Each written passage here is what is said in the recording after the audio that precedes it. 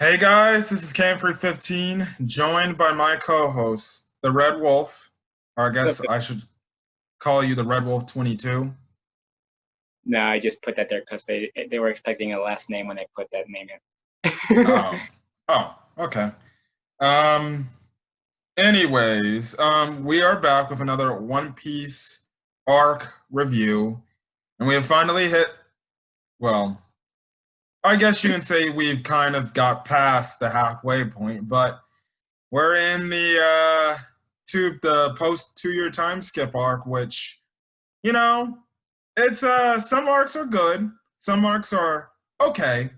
There's not an arc that's bad in the 2 year time skip. Like the least bad thing you can say about the 2 year time skip are the post 2 year time skip arcs is they're okay, you know. Um to me, I think Fishman Island is definitely okay. I don't know about you, but I, have you I asked? I kind of enjoyed it for what it's worth, honestly. I don't know about you all. You all can man dog me all you want if you guys agree with Cameron, but I personally find it I personally enjoy it for what it's worth. I mean, it's a perfect start for the post your time skip. Yeah, of course, of course. I'm meh with it. There are some things I don't like, some things I'm like, oh, okay, I like. Mostly from the aspect of just foreshadowing stuff. But other than that, like say Shirahoshi, who is another Vivi clone. There's like many Vivi clones in the 2 year time skip because you got her. Don't compare them to VD, please. They're all unique in their own way. Please, Let's please, be real. please, please. Let's be real. They're princesses. They're Damsels just princess. the They're only princess. the only thing that I can say that separates Vivi from them is one is a freaking ancient weapon, literally. Another one is essentially the daughter of a famous warrior, our Colosseum warrior. And the other one, I'm not going to call, apparently some people call Pudding a princess, but she's not a princess. And the third one, which has been revealed for anime fans, which is Hiyori, is the daughter of a damn ruler of a country. I forgot the shogun of the country. Although I have still yet to see how the Hiyori story is going to end, even though it seems like she's going to bring nothing to the story overall.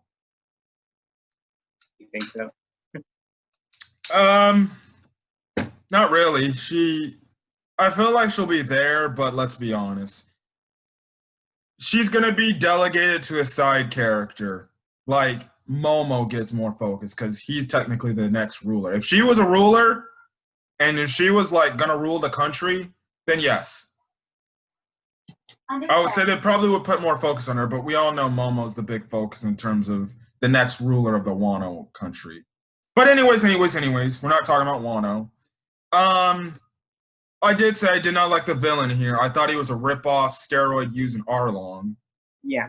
No, Arlong is way more respectable than him, honestly. Way more respectable.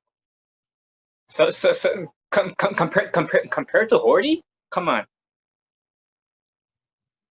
Arlong compared to Hordy. Are you really going to tell me that More respectable? I don't know, buddy. He held a whole village Arlong, hostage. Arlong, Arlong at least cares for his Fishman crew. Hordy, on the other hand, he gives no Fs. Okay. You got a point, but to me, they're like no different because they still have the same. I get what you mean, but there's a really huge difference.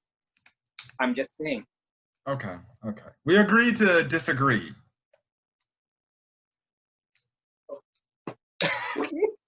If that I'm makes not sense. so okay. I'm not saying Arlong. I'm not saying Hori is not worse of a antagonist than Arlong was. I just feel like they're literally carbon copies of themselves. It's just the fact that, like you pointed out, Hori will actually hurt his own kind. Mm-hmm. But I wouldn't say more respectable. He literally held one of our main characters hostage for like half of her life. That I don't accept, but come on. Okay. Anyways. We are back. Obviously, now you're probably asking too, wait, shouldn't she be talking about the return to Sabay Archipelago arc, which is the arc before the Fishman Island arc starts? But personally, we're just talking the entire Fishman Island saga, which is that small arc.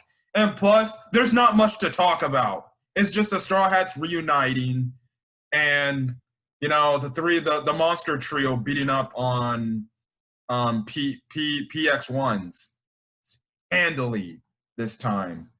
And then just the different, reunitings. Like, for example, Luffy finally retrieving his hat 2 years back from the same place he left it on that rock in Ruskina. And, his shenanigans with Boa Hancock for the time being. And stuff like that. Sanji Zoro keeping track of which Straw Hat comes first, and Sanji getting pissed about that. Yes, those two coming back together.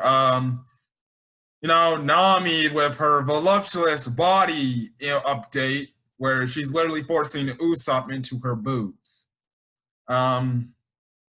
That too. Chopper looking different. My girl Robin just looking like a whole snack. Even though in the anime version, they completely changed her skin tone. Okay. Now you could probably say maybe is it because she was in the winter wonderland of Tequila Wolf, but then again, she was only there for I think a few weeks or a few months, and then the Revolutionary Army freed them. Maybe something else happened and she got tan. I don't know. I have no clue. Brook is apparently a legit pop star now. Well, until they all reunite. And Frankie, go ahead. Born to be wild, he's all saying and stuff. Yes. Well, Usopp looking more jacked than ever before. And Frankie looking much more bigger from the improvements, even though there were a lot of One Piece fans that did not like his new redesign. I mean, I guess I can see why, but is it that big a deal? I guess not. I personally would have liked to see him just keep the nice, flowy, spiky hair he had. But it is what it is. He can make whatever. He can make whatever hairstyle he wants to. And plus, it's Frankie anyways. He's funny like that. So yeah. I guess the only other things I could talk about. One, we know that the Straw Hats, in terms of 3 of the Straw Hat crew, have hockey abilities. We know Luffy has Arminate Hockey, Observation Hockey, and Conqueror's Hockey. Zoro has Arminate and Observation along with Sanji. None of the other Straw Hats have any forms of hockey until a later arc down the road for another character. But even now going forward, what I would like to see a few characters have hockey that probably should have hockey. I definitely believe the only other Straw Hat coming back from the 2-year time skip that should have had hockey abilities was probably Robin.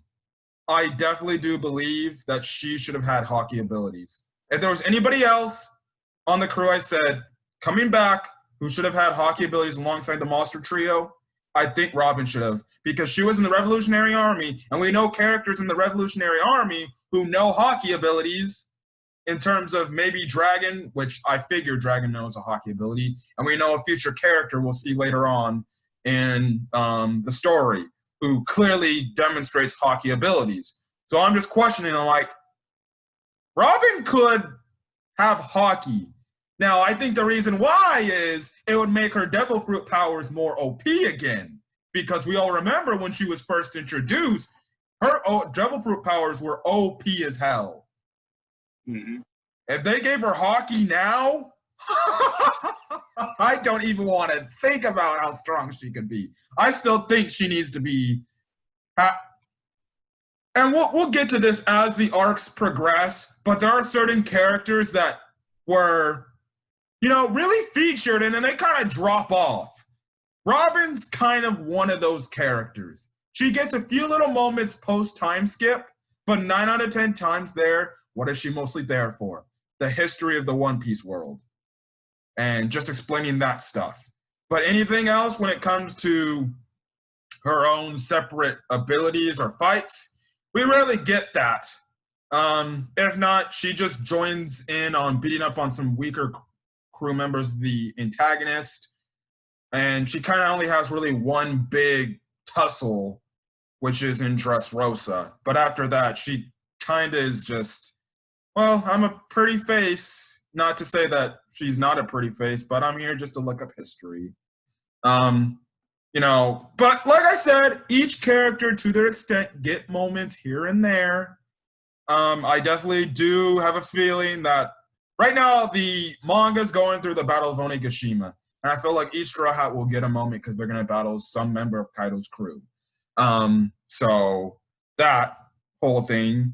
But that's the one thing. I still wish Robin could please at least give her observation hockey at the slightest.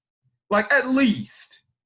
Like it does. If you don't want to give her armament hockey, fine, because it would make her OP. But could you at least give the girl observation hockey? Isn't that too hard to ask? Okay, I'm just gonna go do a quick, Apparently it is. That's on Oda, buddy. That's on Oda. Now I'm gonna go through the different hockeys. I'm not gonna go into detail of them. Anyways, armament hockey, it's just an invisible type of defense armor, or you can use it in an offensive force type of way. Just essentially controlling your energy or your energy into whatever body parts you want to put it into. And how they display it after the 2-year time skip is they just have the characters say hands, or any body part just turn black, essentially. And let's just say in the One Piece world, you probably do not want to turn your entire body into armament hockey because 9 out of 10 times, no, not 9 out of 10 times, 10 out of 10 times you're going to lose if you cover your entire body full armament hockey. It never works. But every villain tries to do that. Bullet did it, Pika did it, and they all ended up losing. Heck, I even think Virgo did it. And he still lost. So, yeah. Armament hockey, even though that's not a real world ability, don't cover yourself in it because 9 out of 10 times you'll lose. 10 out of 10 times you'll lose. Observation hockey. Essentially, it's like a sixth sense. It's the ability to essentially sense somebody's presence, their strengths, or their emotions. And essentially, that's also what the mantra guys were, the guys on Skypiea, the priest and Enaru. That's what observation was. So, yes, Luffy and company beat people with observation hockey only in like the 3rd major story. Excuse me. So, yeah. And then Conqueror's hockey essentially is based on, the user exerting their willpower. But the only difference is you cannot train to get this type of hockey. It is only embedded in a certain select number of few people, and it's only granted to people who are born with the ability to use it. The Japanese term is, color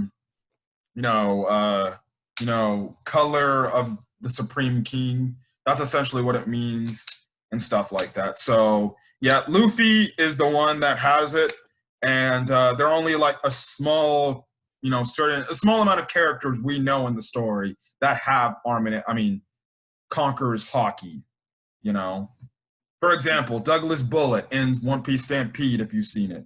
He has Conqueror's hockey, and that visually amazing scene when it was his Conqueror's hockey versus Luffy's. That was great. That was insane. So yeah. More things to talk about the little reuniting arc. We had fake Straw Hats. We legit had a wolf portraying as damn near Chopper. Essentially, what that storyline was, they were trying to recruit crewmates in attempts to, I guess, reclaim the Straw Hat glory, but that epically failed when they eventually ran into the real Luffy. So that was really unnecessary, in my opinion. The fake Straw Hats, really. It gives the Straw Hats a reason to somewhat reunite. Okay. So yeah, we also get introduced to a new character named Caribou, who his devil fruit is the Numa Numa no Mi, which is the swamp fruit. We'll talk more about him later, even though he's not super big. He's kind of big at the end game because he knows a certain secret by the end of the arc, and hell, right now he's featured in Wano. So yeah. Some more tips we know is their ship is coded. The Sunny was also protected by Duval and Kuma serving his last will over the 2-year time skip.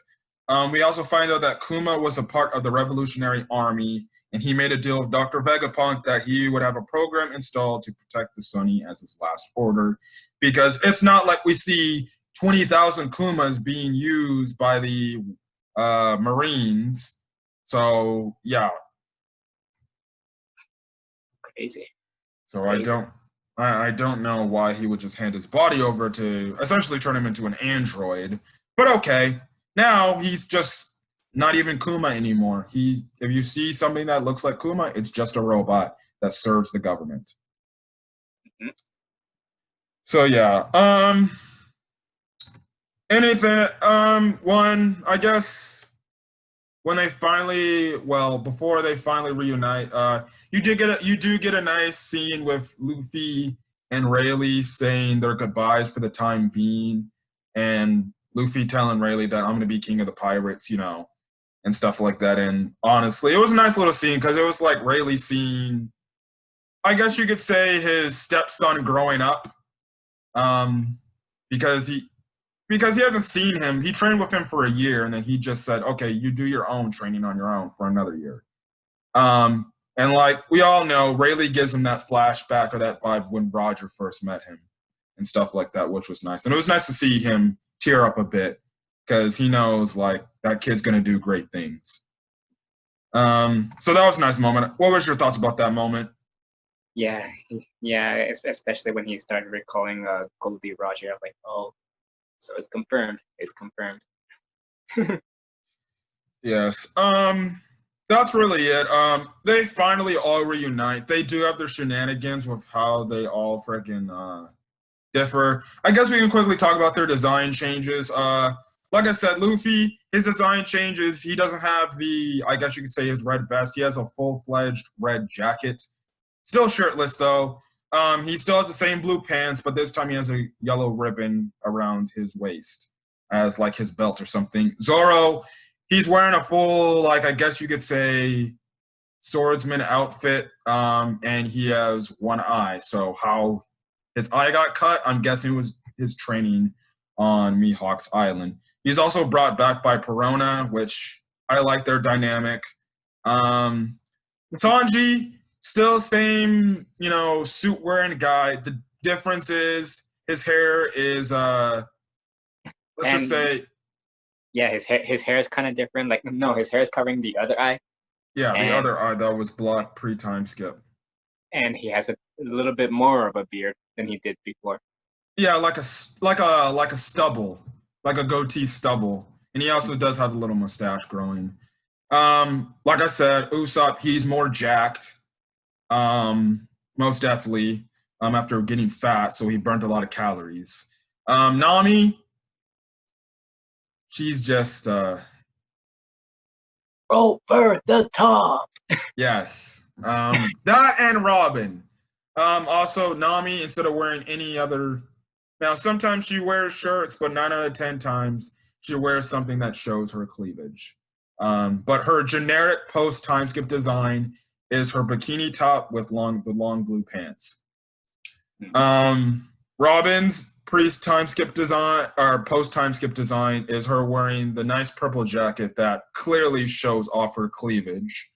And wears a nice little, I guess you could say, gown type of thing around her waist. That is slightly, and I mean slightly, parted open, where you might, I don't know, sneak a peek if you wanted to. Don't be like that, or else he'll end up like Sanji, where he's constantly nosebleeding. Yes. Chopper, he has a different. He wears pants and a shirt, and he has a new hat. This time it's blue. I don't know what he did with his old hat, but okay. I'm pretty sure. I already told you. I still believe that it's the same hat. He just remodeled it. Okay, makes sense. Makes sense. Brook. This time he's not wearing such a beat up, ripped up suit jacket or tuxedo. He has like a full-fledged tuxedo with the little, I guess, type of neck little things around him. I don't know what you call those. And then, like I said, Frankie, he's just he's more gigantic. Other than that, still same old Speedo wearing pervert, as they call him. Super! So, yeah, the redesigns, I like them. There's certain, well, actually, I do like them. There's not one redesign that I hate or I dislike. And they honestly look cooler. And it goes to show the redesign shows the growth of their training over 2 years. Again, before they dive down, Luffy says, "Hey, I'm sorry for being so damn selfish and stuff like that, and I had to put you guys through all that nonsense and stuff like that. But I'm back now. Let's get on with our adventure and stuff like that." So they dive down deep. One quick thing is, since and Denzel brought it up earlier, which is a plot point that I somewhat do not like in the Fishman Island arc, is the fact that Sanji, since she was essentially on an island full of, I guess, opposite gender or feminine male type of people, which we find out Ivankov is the ruler of that kingdom, or Eva, which was hilarious. Essentially, whenever he sees a pretty girl, he just literally pulls a Master Roshi, just nosebleeds. So when he sees Robin and Nami, he just uncontrollably loses it. Yeah. He also gets jealous.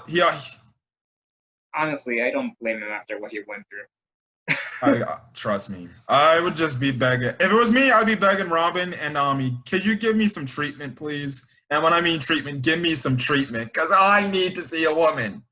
Oh, Cameron, if you ask them, I'm sure you will get treatment, but not the kind of treatment you'll want.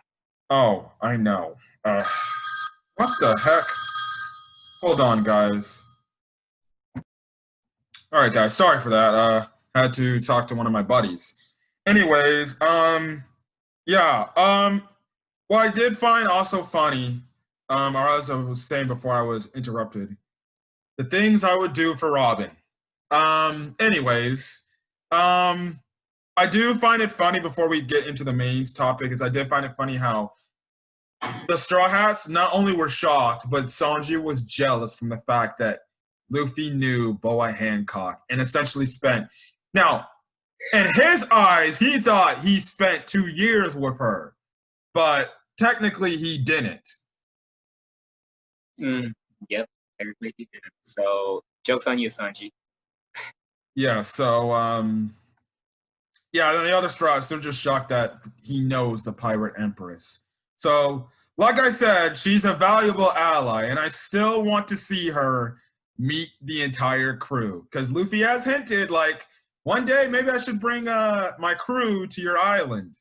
How they're going to get across the Calm Belt to do it, I have no idea, but I cannot wait to see. I just want to see that moment, because I know it's probably not going to happen, but that would be wholesome. That would be wholesome. Anyways, let's get into it. They dive down after their ship being coated and stuff like that.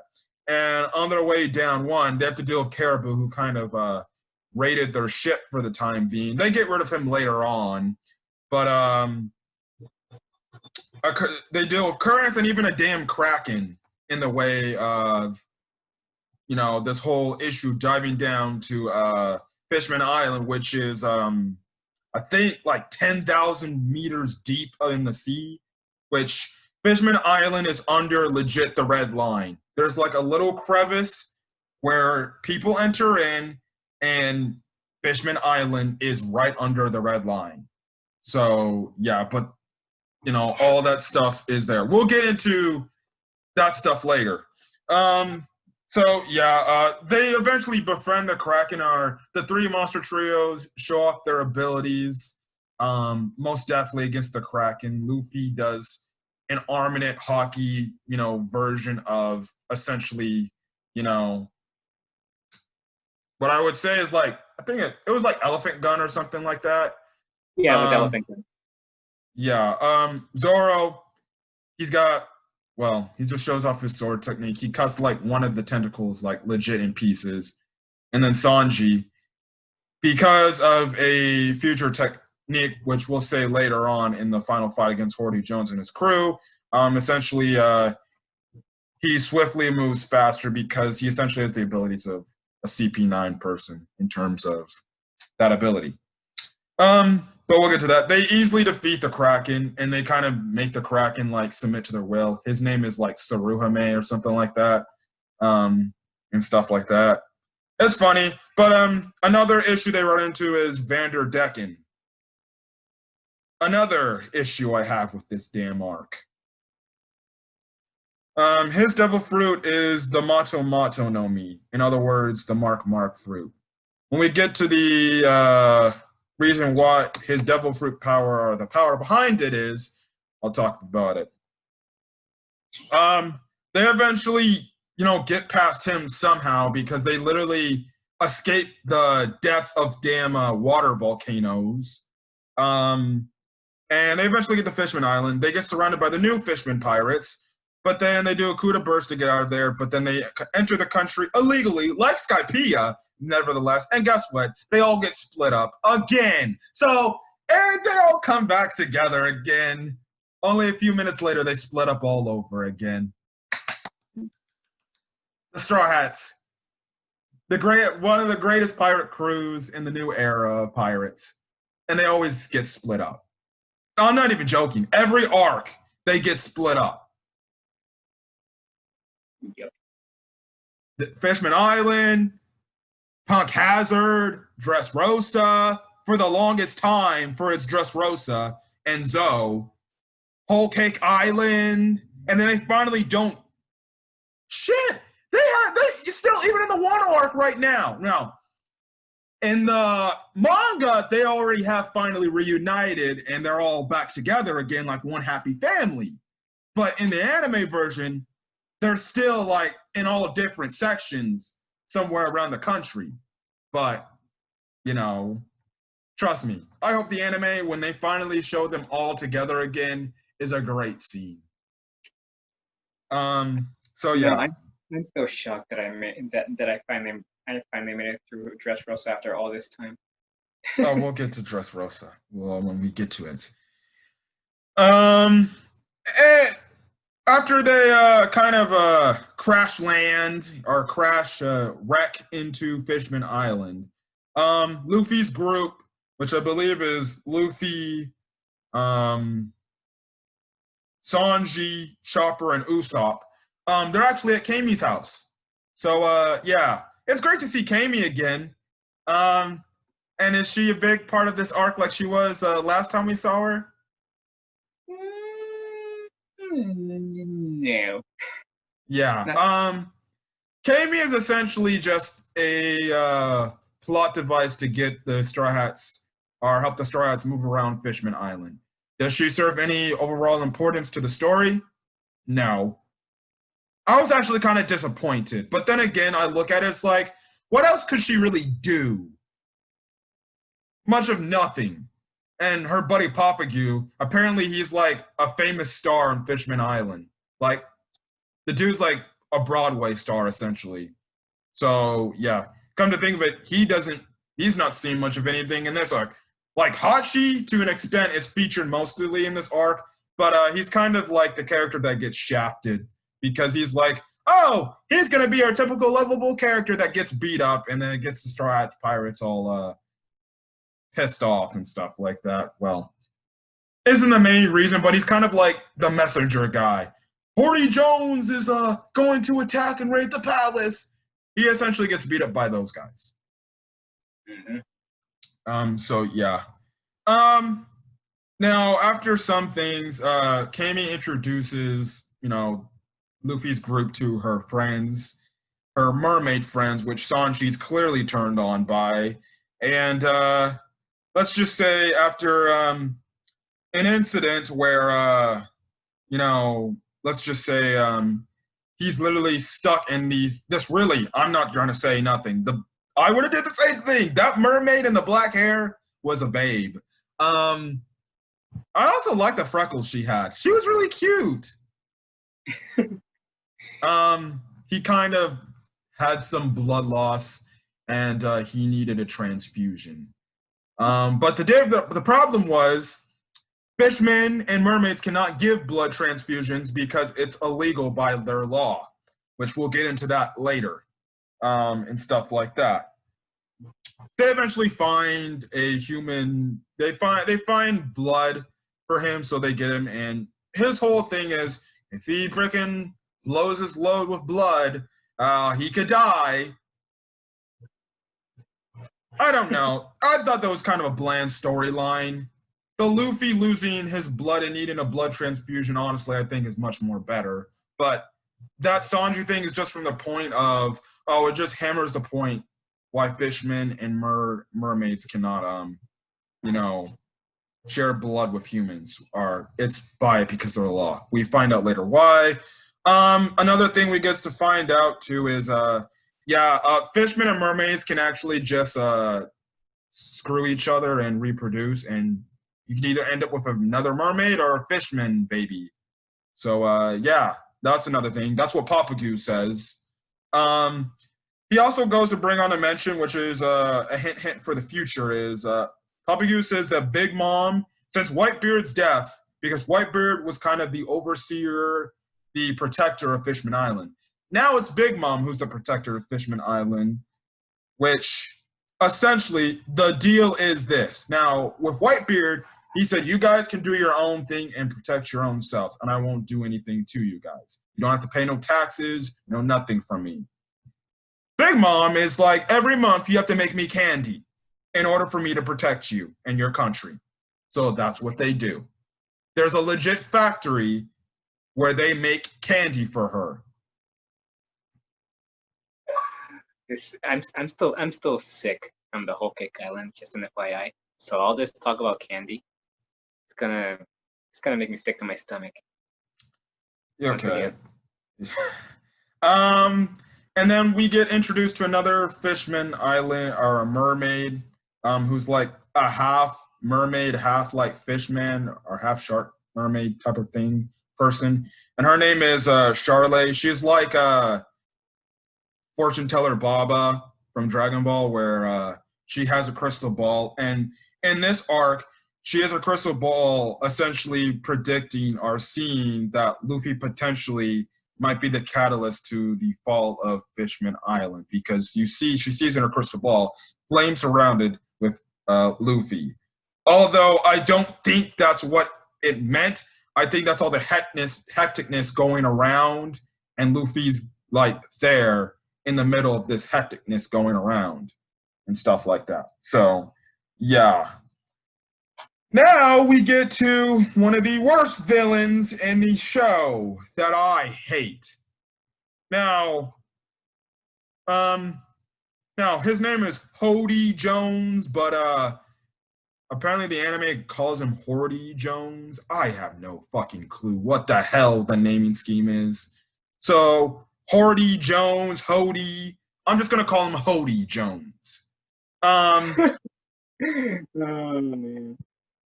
I can think of a few reasons why you would. Oh, I'm not meaning it because he's a hoe. Even though technically he is, but whatever. Cody Jones, as I charge in my laptop so my laptop does not die. Cody Jones is the new captain of the new Fishman Pirates or the new Sun Pirates or whatever. And essentially, he's their captain and he's a dictator. So essentially, when I was watching this entire damn arc, I'm like, so in other words, he's a Arlong ripoff. Hell, in his backstory, he looks up to damn near Arlong. Also, he uses these drugs called energy steroids, which essentially is a boost in power, but the deficiency with that, like any other drug you can take on a planet, is you essentially, I would say, start to age. And you see Horty Jones eat more of these steroids. You see him age to the point, by the end of the arc, he has gray hair. No, by the end of the arc, he's an old man. We shouldn't be talking about that just yet, but yeah, true. So I don't know why you would take these things for a boost of steroids, but man, talk about addicted. You got Fishman taking drugs already. Holy shit. Jesus. Also, Cody Jones wants to take control of Fishman Island so he can show Fishman that they are the supreme race to humans. Because, like Arlong, he has a whole god complex about Fishman being better than humans and him hating the humans, which, again, his backstory is clearly just he gets all his stuff from Arlong. Legit, that's what his backstory is. He gets all the hatred and the respect he has from Arlong, and he takes it all the way from what he learned from Arlong to what he is now, just somewhat worse. The other Straw Hats, Frankie, he left to go look for Tom's relative, which is his younger brother, which was pretty cool. Robin, she went to, like I said earlier, what is Robin just there for? Pretty face, good-looking, rockin' body, and history. Now, the history she finds here is very key to, I guess, the foreshadowing of plots to come. So, yes. But like I said, I don't care. Robin is a pretty face with a rockin' body. And if I'm going to get her, I'll take her. It's bad enough that you already took Kiori from it. What happens is eventually the brothers of the princess are some of the sons of Neptune, which are, hold on as I can try to find their names. Oh. All right, yeah, okay, there's their names. Fukaboshi, Ryuboshi, and Maya and Manboshi. Those are the sons of Neptune. They eventually take him like, hey, the king wants to see you guys. And they want to throw a party and stuff like that in celebration for you, which later turns out to be a whole side plot where they think the Straw Hats are evil, and it's another government thinking like, oh, the Straw Hats are bad because they're pirates and stuff like that. And yeah, so that incident's going on. Luffy goes into this one room and meets Shirahoshi in probably the most oddest ways ever, by essentially being on her boob. Stuff like that. Shirahoshi, or like Luffy likes to call her Crybaby Oshi, which she does a lot of crying here. At least she evolved. At least. I guess you could say she evolved into a character, or somewhat of a character. I don't like Shirahoshi, guys. I'm sorry. That's just me. Do I like her design? Yes. And we all know why. But other than that, I do not like the character. I think she's just the antithesis of a damsel in distress princess. And if you ask me, she's the worst princess out of all the other ones ever in this story. There, I said it. The only good thing she has going for her is she's an ancient weapon. There you go. Okay, time to move on. Now, the reason why, now, what is the one thing about Shirahoshi, buddy, that we all see in this arc when Luffy first meets her? Wait, what? I said, what is the one thing we see Shirahoshi just, I guess, doing when Luffy first meets her? Or why is she stuck in her room? You already said it. She starts crying because she thinks Luffy's here to kill her. Well, what's the main reason why they keep her locked in her room? To keep people from hunting her, I guess? Is that? You don't remember the Van Decken stuff? No. Man, I'll jog your memory. Essentially, the reason why she's stuck in there is because, like, 15 years ago, or a few years back when Shirahoshi was younger, I know I'm going a little bit into the backstory. Yeah. I forgot. Okay, I remember. Okay, go on. My bad. No, you go ahead. Go ahead. No, I interrupted this stuff. Go on. No. Cameron! Oh my god! Just do it! In the backstory, she shows off her Poseidon powers, which calls the Sea Kings, back in that time when her mom was still alive. And Vander Decken, the ninth, but I'm just going to call him Vander Decken, he saw this power, and he's like, I gotta marry this girl. And like a damn creepy stalker, she turned him down because what is the one thing about Shirahoshi when guys try to hit on her or ask her out? You're not my type.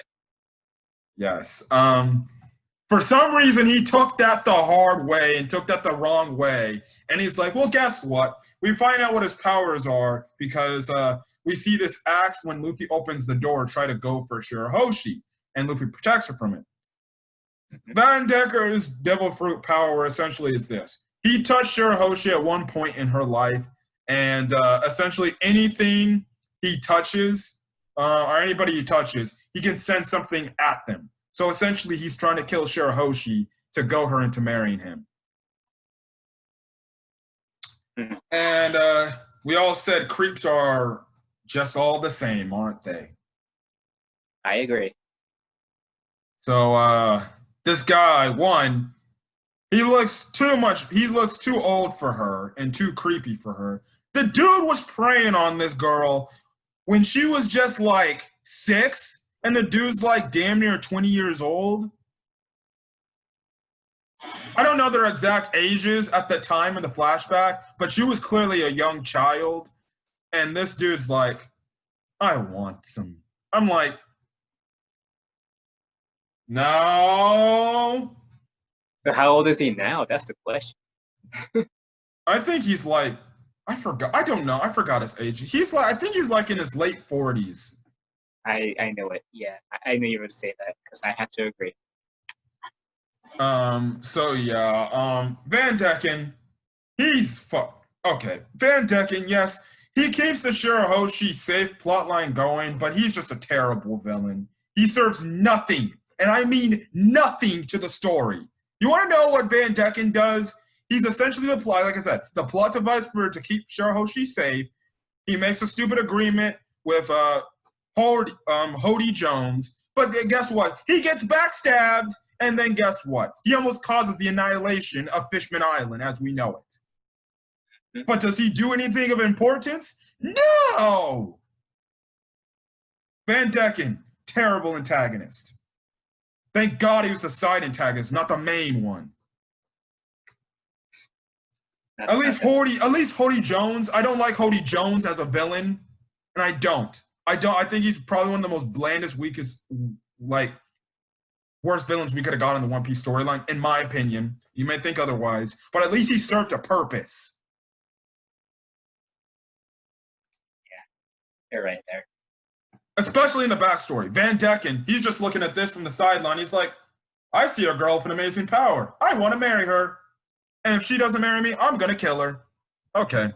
Yep, move on from Van Decken. Yeah, now the one thing after this whole incident happens, Do you know where? Do you remember where Shirahoshi said she wanted Luffy to take her? Oh yeah, to wait, the first place she asked for? It could be whatever you just want to say, or what you remember. It's the same That place that I'm thinking of. that one place where I forgot the name of that place. I know The sea forest, the sea forest. yeah, that's the forest. To specifically see what?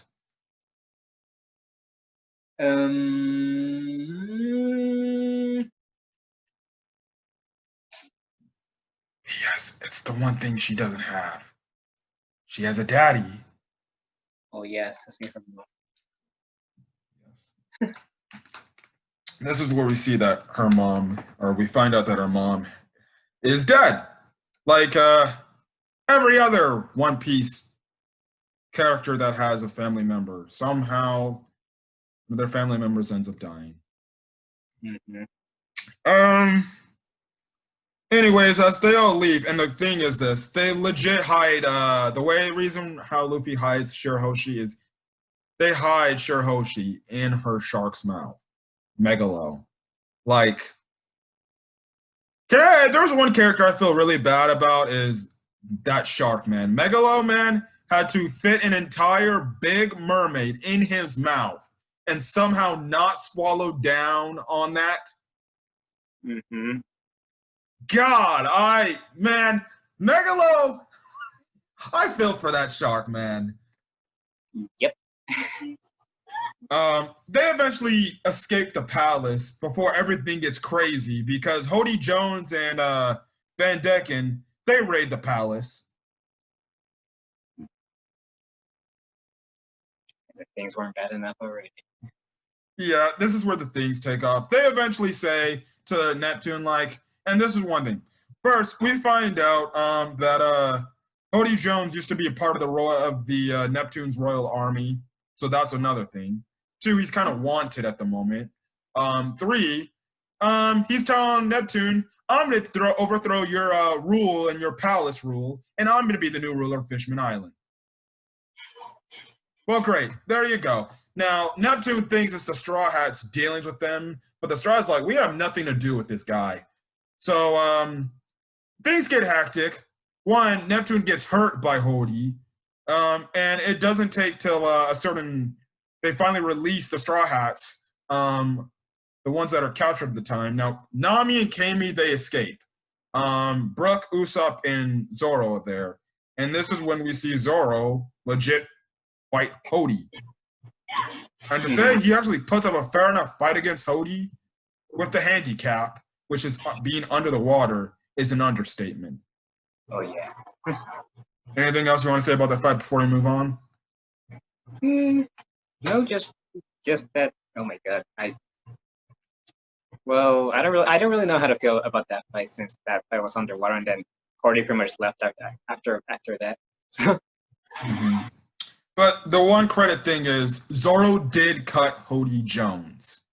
He did cut Cody Jones under the water, nevertheless. So that's still a good feat. Even though in terms of power scaling, I think Cody Jones literally is a nobody.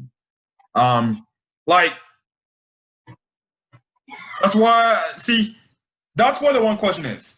Say the Straw Hats never disappeared for 2 years. Do you think the pre-timeskip Straw Hat Pirates could beat these guys? I think just barely. Yeah, just barely. Then again, probably not. Well, I think just barely because they don't. The fishmen that they go up against don't use any hockey abilities, and we don't know if they were using the energy steroids at the time, or if they came up with those. Now, I think regardless, even with the energy steroids, I think the pre-time skip Straw Hat Pirates just barely get past some of these characters. Mm-hmm. I guess so. I'm still skeptical. Yeah, it's fine. It's fine. Neptune also asked the Straws to protect Shirahoshi from these guys, so because we all know the whole thing and stuff like that. And yeah. It looks like they're gonna all escape, Neptune and the others, but eventually they all get captured. So there you go. Eventually the Luffy gets to the sea forest after Shirahoshi is legit out in the open in front of the Fishman people. Also, another interesting thing is the Fishman people in Fishman Island. Apparently, they can hold up to like there's like a population of like 5 million people in Fishman Island, and it looks small as hell. Well, I always knew that fishmen were strong, but that. Yeah. That's a lot of reproducing they're doing. So they finally get to the sea forest. Jinbei also finally reunites with Luffy after 2 years, which is nice to see and stuff like that. Also, Sanji's there with him with Chopper because they get the word saying what's going on and stuff like that. Nami and Kami also show up to the forest as well. And even, I believe Frankie is there as well. Now, this is when we get one of the things that I actually do like about this arc. And we get the backstory of the Fishman Island people. Because first things first, Jinbei apologizes mostly to Nami for, or really to Straw Hats for setting Arlong loose. And we're like, okay, setting Arlong loose. What could that mean? Now, Sanji takes a huge, like, he's pissed, man. He's pissed at Jinbei. He's like, what the hell are you talking about? He's like, that freaking cruel Fishman let Nami's life, literally a living hell for like 7 years. And you're telling me you set him loose and stuff like that. Now, Nami says, listen, she kind of shuts, Sanji up for the moment. And she's like, listen, for now, Jinbei, explain your story. I can't forgive, Arlong for what he did, because what he did was horrible. We know because it took her a long, it took her a long process to think about just even forgiving Hachi. We know from that, like, it was hard for her to forgive Hachi for what he did to her too. But Nami essentially says, I'm cool with you because you're Luffy's friend and stuff like that. Well, she says that after the backstory is explained. Anyways, we're going to get into the backstory of the Fishman Island people, which I think is probably one of the better backstories in One Piece because it's really sad. Like, it really is sad. It's like a tragedy, honestly. Yeah. So we cut back about 15 years ago. Something like that. Now, this was back when Shirahoshi's mom was still alive, and her mom was Queen Otahime. Essentially, what her deal is, Queen Otahime was trying to make peace between the fishmen and the humans, and she wanted, essentially, what's technically currently going on, spoilers for Daimachi, monsters and humans coexisting in that show. It's like that. Hence you kind of spoiled it for me. Well, okay. Still, regardless, I didn't put the whole story out there. I just said monsters and humans coexisting. So yeah. But yes, that's the plot line, the main plot line of season 3 of Don Machi. You'll like it. It's actually really good. I'll take for it. Yeah, and then also this is another thing. I love what Oda does with the real world element because we know there's really racism in the world. We know there's racism, especially in our country, in the United States of America. Mm-hmm. That is still an issue today. And, I said it before, I'll say it again. If people cannot see that there is racism going on, you clearly are fucking dumb. I'm not going to get political here, but that's where I stand. I think that's where Denzel stands here too, but okay. And like I said, I feel like Oda took that just from what's going on here, and we see Otahime is kind of like the peacemaker, kind of like I would say the Martin Luther King in this situation. Now back in Amazon Lily, Boa Hancock talked about a character or a person named Fishman Tiger or somebody essentially raiding Marijwas and essentially setting free all the slaves, despite if they were human or fishmen. We find out that person is Fishman Tiger. He raided Marijwas to free fishermen slaves, but in all, he freed any slaves that were up there, which included Boa Hancock and her sisters. And then after that, that's when he formed the Sun Pirates with some of the slaves that were up there on Marijwas. Now, some members of the Sun Pirates were obviously Jinbei, Hachi, and Arlong was up there in terms of being on that pirate crew. Now, in those same years, Fisher Tiger had a good relationship with the king and the queen, and he talked about how what he saw up there on Marijwas and how the slaves were being treated, and it really disgusted Neptune, but it even disgusted Otohime even more. Like I think like they even showed her like almost about to throw up, like how bad she heard what Fisher Tiger was saying and stuff like that, which only wanted her to fight harder for humans and fishmen to coexist and stuff like that.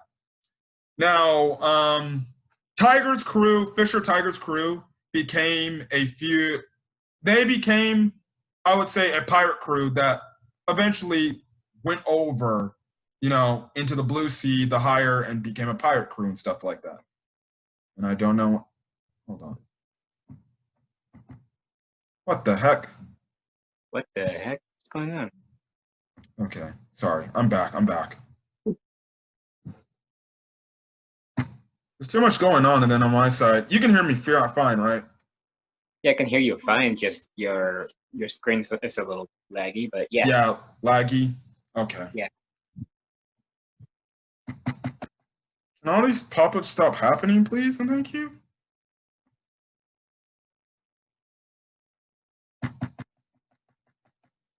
Oh my gosh. Hold on, let me quit out my Microsoft Explorer.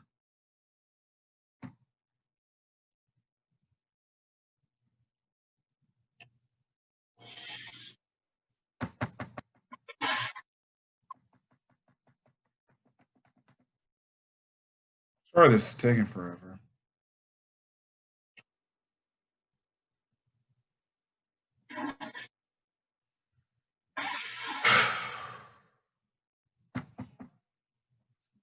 I don't.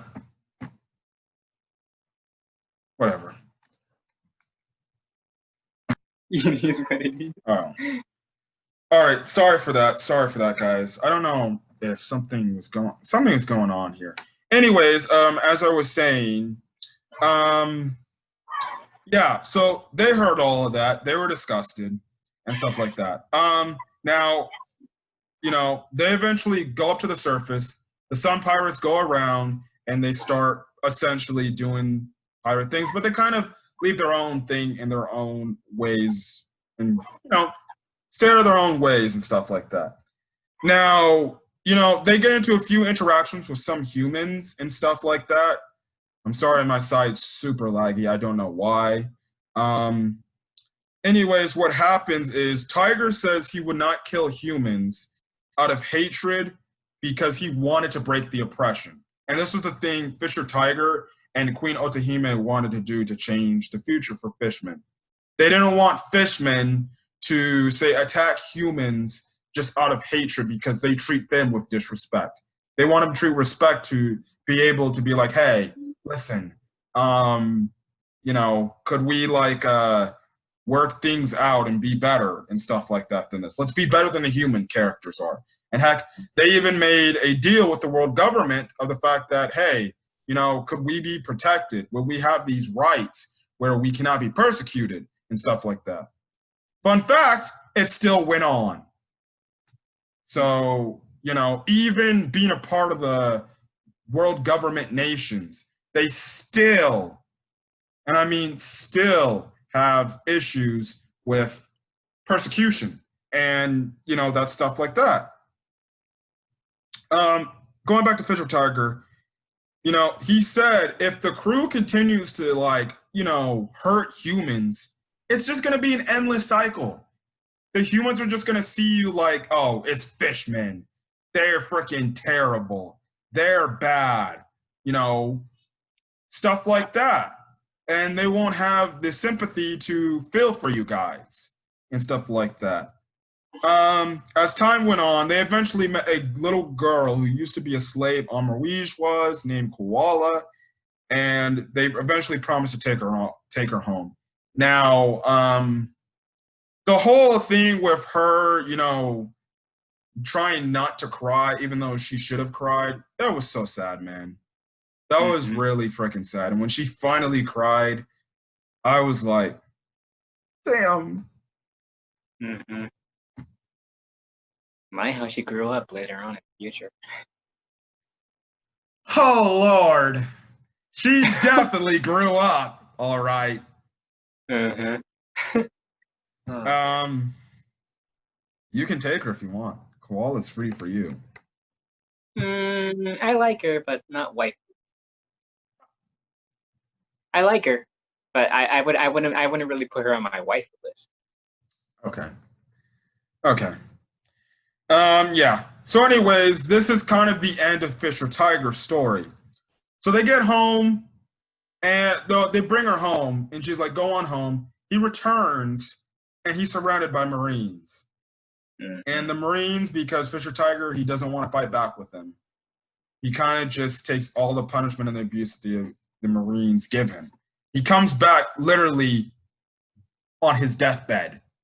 And now the fishmen on his crew are like, listen, you can take this blood transfusion from this human blood to, you know, heal you and get you back to health. But he's like, I'm not going to take that blood because it's human blood. And, you know, he didn't want to take it from the oppression that was going on and stuff like that. He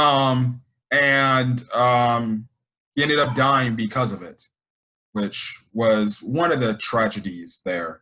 They do a really nice thing for this little girl, this human little girl, and he ends up dying for it, essentially, which blows, man.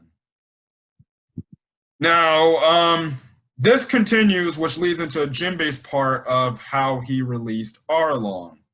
So Arlong goes back, and he kind of, out of fit of a rage to get revenge on Fisher Tiger, he essentially tries to attack the Marines, but he gets caught, and he gets captured by a younger Kizaru, and stuff like that. He gets put in impel down, and yeah. Now, because now Jinbei right now is technically currently the new captain of the Sun Pirates. So what happens is the government or the Marines, they send Jinbei a letter to become a warlord of the sea.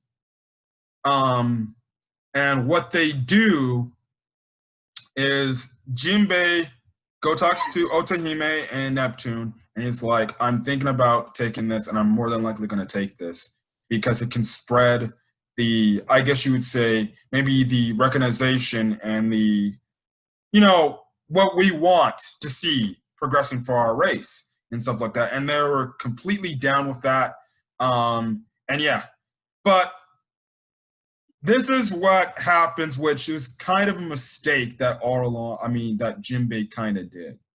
So he accepted the position of Warlord of the Sea title, but it was also an effort to try to fix and ease tensions between fishmen and humans. But that also meant that they had to release Arlong from Impel Down.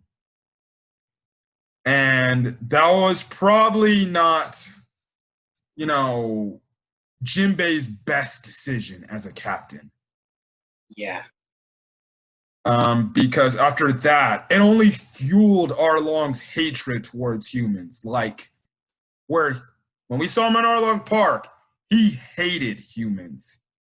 and that only fueled his hatred even more. And that's when he essentially it was the point of no return. Now, when Fisher Tiger was still alive, he still hated humans, regardless. But I think this is when he 100% like hated them, especially after they killed Fisher Tiger like that. So yeah. And this is when Arlong's like, you know what, Jinbei, screw your ideals, screw your thoughts, screw what the queen wants. I'm gonna leave and I'm gonna go run my own pirate crew. So essentially, the Sun Pirates split into two different factions. One that backed Jinbei, another group that backs Arlong with his beliefs, and they essentially they leave Fishman Island, and then we know what happens later. They eventually terrorize, the East Blue and Nami's village, which leads on to that whole thing. And, that was Jinbei's mistake and stuff like that. And you had one of his buddies, I think it's Aladdin, was one of Jinbei's buddies. He told Jinbei, he's like, listen, I think regardless what you would have tried to do, I think Arlong was just a lost cause. Yep. And like I said, this kind of ties into Cody Jones because you see a younger Cody Jones. Just look up to Arlong. Literally.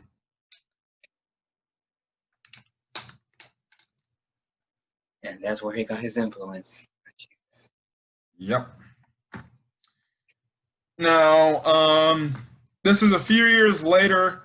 A celestial dragon actually shipwrecks into Fishman Island. Do you actually want to talk about this scene? Because I know you remember this. Oh yes, that I remember him, and I still can't believe he changed. I still can't believe he changed. That one celestial dragon came to Fishman Island. Apparently, he's all beat up from all the fishermen beating him up, right? Yeah. Yeah. He's all insulting the fishermen and all that stuff. And God, I was just listening to his insults to the point like, okay, just shut up already, like, please. and then the fishermen just start like, I don't know, like they just want to kill him and all that, so they start pointing guns. They fired, but then a certain queen intervened, and she protected the celestial dragon. Want me to keep going? Yeah, we can keep going. Yeah, she was going on. She was monologuing, saying like, please don't fight them and all that stuff. And I think you can take it from here because I can't remember word for word. Okay. Yeah, she mostly also did that to protect the celestial dragon from the standpoint is she knew if she created a relationship with the celestial dragon, because the celestial dragon was also asking for doctors to heal him. She thought in this moment, like, hey, if I can create a friend or if I can create a relationship with a world noble, maybe this might change the tide of how we are oppressed and how, maybe it will change for us. Because like I said, her thing was she wants the fishmen to coexist and be up in the, above the sea, to coexist with humans and stuff like that. And stuff and things like that. And she gives him everything that he wants. Gives him the doctors, make sure, he got a ship to get away from Fishman Island and stuff like that. And at least the celestial dragon was like, hey, since you showed me with kindness and respect, I'll go back to the world nobles and I'll put this on their mind and make them think about the way you guys feel. He later reappears in Reverie, but we'll get there when the time comes and stuff like that. Now, this is the last part of the backstory, which is the tragic part of the backstory, is when Otehime is trying to collect, like, I guess ballots or something like that for trying to get up into the higher realm, or the upper sea, essentially. Let's just say she gets assassinated, and she's shot in. I did not. I did not expect that person to actually be the one to kill her. I thought it was actually a kill. Yeah. Yeah. She gets assassinated, and like Denzel said, not by a human like we all thought it would have probably been. We later find this later in the story, but the person who killed Otahime was none other than Cody Jones himself, because essentially he was sick and tired in his eyes of the BS that Otahime was trying to feed the Fishman in responses to trying to coexist between the humans and the Fishman, and he completely was against that. So yeah. And he shot her in cold blood and stuff like that. Now, he says it to King Neptune in the present timeline, saying like, I killed Queen Otahime and stuff like that, you know, when he's holding everybody hostage and stuff like that. Now, coming back from that, like I said, Sanji, after hearing this whole story, especially about the island part, he is pissed. He's like, Jinbei, you should just kill yourself for saying all that stuff. And, you know, even Jinbei's like, you know what? I might as well.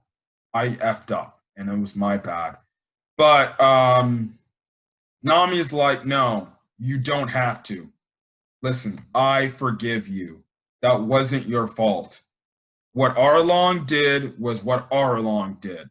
I forgave you like I forgave Hachi, which, again, is another big, you know, character moment for Nami. You know, because she could be like all the other humans when it comes to feeling like about Fishman. But legit, she could feel complete hatred, and she could say, you know what, screw you guys. You know, I'll help you guys out, but you guys can literally F off. You know, I said it, you know, I said it 2 weeks ago, in the Sabari Archipelago arc. It took a lot of guts for her to accept Hachi's apology. And even for Jinbei, you know, if you found out somebody, you know, you're friends with, whose other friend kind of is the main culprit for something bad happening to you, I don't know if I could probably forgive that person. Because I'd be like, well, then you caused this to begin with. But, you know, Nami, she's a sweetheart character, and I really do respect Nami for that. And it shows her character growth. Mm-hmm. I think you can't say any more what I just said right there. Yeah, I can't say. Speaking of another one babe going to another babe. Robin actually finds a poneglyph in the sea forest. Now, when she reads the poneglyph, apparently the poneglyph reads like an apology from a person, I guess, communicating to the mermaid princess at the time, an apology from this guy named Joy Boy. So yeah. We'll talk more about Joy Boy at the end of the arc of this video. But he's a person from the Void Century. And his nickname is Joy Boy. We have no official name for him yet. Now, word gets out off the fact that you know, Cody Jones likes to broadcast things like Orochi tried to broadcast frickin' Oh Boy's death, Yasui's death. So something like that. You see Cody Jones essentially saying, I'm the ruler of Fishman Island now. And yes, that's his voice. That's his voice in the English dub, essentially. Not what I was expecting. I forgot. What was his repeated laugh? He had a repeated laugh this arc. It's been a while since I watched Fishman Island, so. I think his repeated laugh was like, it was similar to Blackbeard's, but nothing like the Zehaha. It's like Zehaha. Something like that. I forgot. I might have to rewatch that just to hear it again. But yes, that's what his voice was.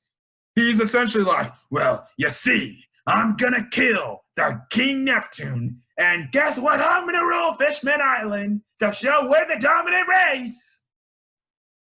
That's all we've got. Please. I don't care. Because of this, he also shows the fact that the Straw Hats are captured too. Zoro, Brook, and Usopp. Now, Luffy, he wants to stop this, and he wants to fight Hody, but Jinbei is like, no. Hody's not your problem. He's my problem. Let me take care of it. They get into a fight, which is, hell, shockingly enough, crazy as it is.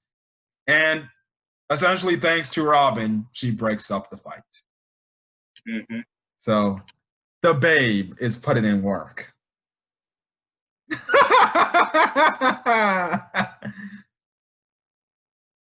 Keep flirting. Keep flirting. I love me some Robin. And like I said, I love Robin. I love her English dub voice actor, Stephanie Young, because she literally makes Robin sound more sexualized. I'm not even joking. Really? Well, when she first is in the series, Stephanie Young makes Robin's voice sounds really, and I mean really sexual, where it's like, oh, I like it. But maybe that's because Stephanie Young also voice acts like Toa from Dragon Ball Xenoverse. So, you know, so technically it's another crew member that's a Dragon Ball voice acted character, just Toa. And we all know how much I love Toa. I didn't know you loved Toa. Okay. Anyways, what happens is this. They come up with a plan to essentially save the day.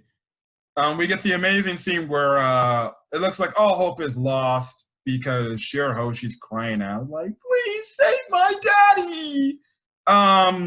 Because that's all she does: cry, cry, cry, cry. Shirahoshi, cry. We get a really badass scene where Luffy comes out of Megalo's mouth and kicks the ever-living shit out of Cody Jones. Oh my god. Like, kicks him into the rocks, and he's like, serious now. Gear second and everything. Oh, yes. I forgot to mention.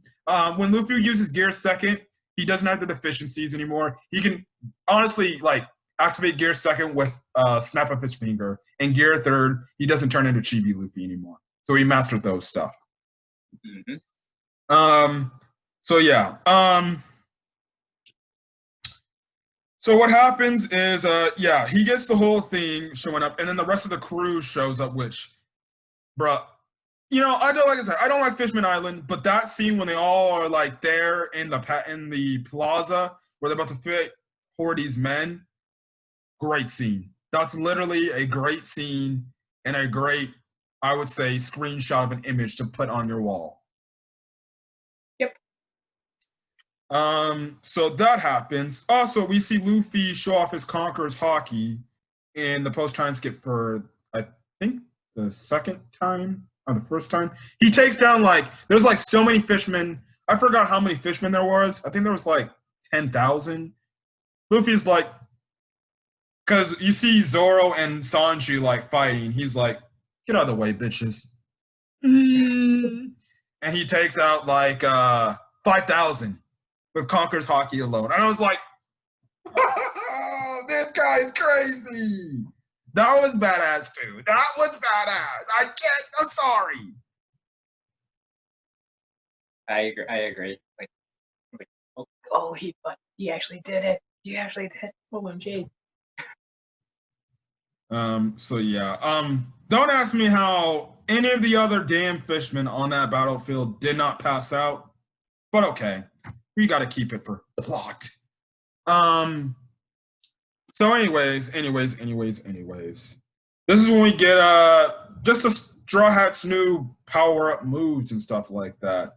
You know, Zoro, he's much more skilled with his swords. Obviously better swordsman.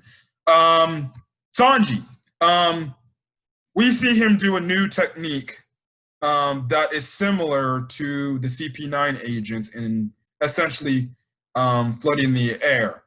He calls it Skywalk, but essentially with the CP9, it's essentially one of their 6 powers, Moonwalk. and Sanji's ability makes him essentially float in the air by kicking, which nice power up for him. So yeah, which I find it funny that they do that because if you play Pirate Warriors 4, Sanji, post Timeskip Sanji is a sky type in that game. Wait, isn't he a speed type? His pre Timeskip is a speed type. His post Timeskip, because he can do the moonwalk, when you activate his his special power up ability, he turns into a sky type and he floats in the air.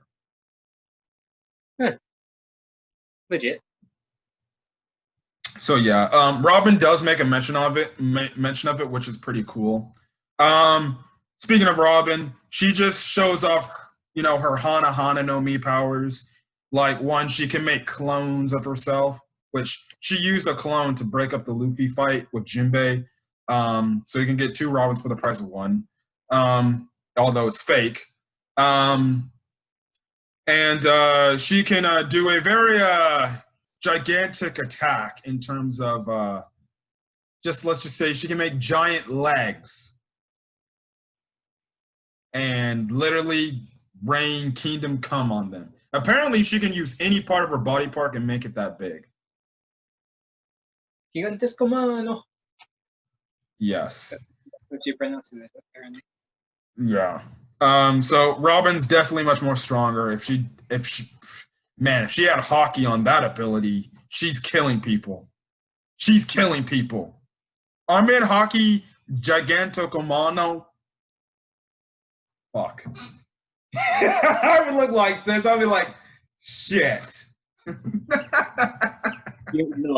You would be like, shit. Stefan, please. Man, you're probably right. Knowing you. Yeah. So yeah. Another thing I forgot to mention. Cody Jones, he fights with Fishman karate, and we find out from Jinbei, Fishman karate can still hurt Devil Fruit users.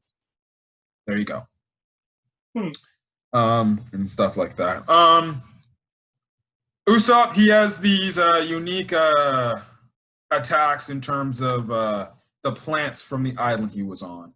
Like, legit, some of them are like piranha plants, essentially. Not even joking. Chopper, he has a new arm point forms. One's called Kung Fu Point, and the other one's called, I think, Horn Point. Horn Point makes him look like a legit reindeer. You get the reindeer. Well, more enough of a reindeer. And Kung Fu Point makes him look like he's legit a bear or a panda, and he legit has fights with Kung Fu moves. So that's nice and all. Yeah, and let's not forget he cannot control himself as monster. Oh yes, that too. He can control his monster point form. Although Frankie, when he was in his body in the next arc, couldn't. But it's funny. We'll get to that next week. So yeah, that's eventually another thing. Nami, she's much more better with her climb attack. She can do much more better moves with it since she was legit on a sky island. She knows the weather more and stuff like that. Who else am I forgetting? Oh, Brook. Yeah, it's Brook. He can fight using his music too, which gives him the advantage and stuff like that. And then Frankie, he pulls out a whole ass, if you watch Power Rangers, Megazord essentially. And he's got a whole he calls it the Brachio tank. And he even got a Brachio bomber and stuff like that. He had a motorcycle too. A motorcycle. Yep. So that's cool. And then when he forms all those stuff together, it makes the Brachio robot, which is pretty cool and stuff like that. So yeah, that's also cool. The Luffy fight against Cody Jones, it was kind of a back and forth fight. It was just kind of a longer fight, like the R-long fight, essentially. And they fight under the water, and Luffy's given this air bubble. The fight, for the most part, I will say the fight with Cody Jones versus Luffy is fine. It's not a bad fight. It's not one of my, go-to Luffy fights that I would rewatch time and time again. The only reason why I would watch that fight is obviously for, the Gum Gummino Red Hawk moment. That was a great moment which finished Cody Jones off. But that's my thoughts on the fight. What were your thoughts on the Luffy versus Cody Jones fight? I feel like it kind of dragged out a little longer than it should have. Oh, yes. Yes. Speaking of things that kind of dragged out, this is where Van Decken comes in, that irrelevant character to the story. So, if you thought it was Kingdom Come or All Hell on Earth, so he used his powers on Shirahoshi. In this time, he's chucking a whole ass ship at her, which is the Ark of the Noah, or the Noah. And fun fact, yes. 1, it's an ark. 2, if you're religious, Noah's Ark, that's what it kind of is. I think everybody knows the story at this point. Yeah. So 1, Noah's Ark is essentially, because it's targeting Shirahoshi, is following Shirahoshi to Fishman Island, and let me mind this. 1, Fishman Island is covered in a bubble for human characters to breathe in and stuff like that.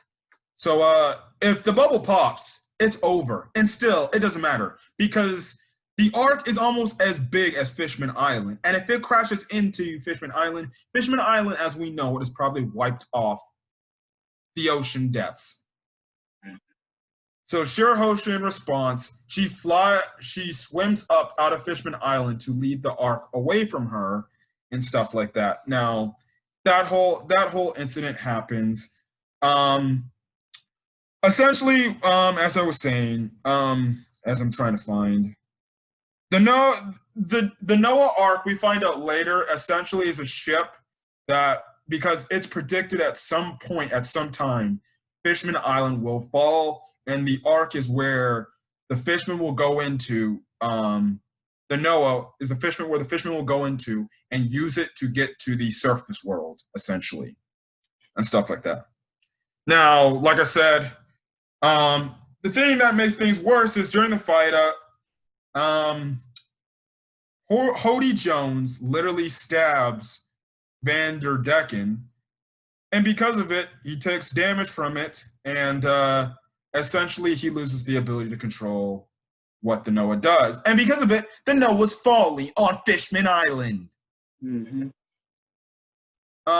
So after Luffy beats Cody Jones with Gumu Gumano Red Hawk, which is essentially the Fire Fist version of Ace's attack. That is a homage, or it's a way Luffy uses to respect his brother.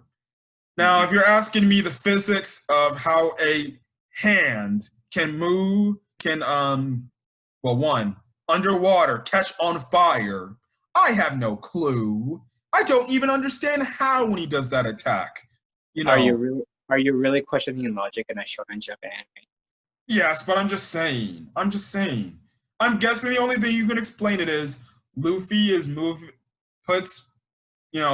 flips back his arm super fast, and when he's, pulling it back to attack, it moves at an extremely fast rate where it catches friction and probably causes fire. And Luffy's arm is already arming it hockeyed up, so, he might not even feel it burning. So, yeah, it's still a pretty badass technique. It's one of Luffy's, signature attacks. If there's anything you go to Luffy's arsenal, it's like Gum-Gumino Red Hawk. So, and it doesn't matter. You play any One Piece game, that move is in the game. Although in Pirate Warriors 4, it's just a combo move. It's not like a special ability move. I like how he constantly bring up Pirate Warriors 4. Because that's the most recent One Piece game. What do you want me to go back to? One Piece World Seeker? I mean, we're talking about the anime, not the game. One Piece World Seeker. Actually, say give it a chance. It's actually pretty good. I'd barely have time for Pirate Warriors 4. You're just lazy in terms of playing Pirate Warriors 4. You can play it. You just choose to play Code Vein. Because it's the better game. Okay. Okay. Move on. Now, obviously, Luffy sees the Noah's falling to make essentially apocalypse under the washer, to say the least. And this is when he starts doing elephant gun Gatling, where he's just destroying the Noah, and he's trying to punch it like to smithereens and stuff like that. But the only problem is he's barely making any progress because it's a gigantic ass ship. And stuff like that. And this is when thanks to Shirahoshi, her Poseidon powers activate, which calls in Sea Kings to grab Noah by the chains and essentially save Fishman Island from moving it out the way.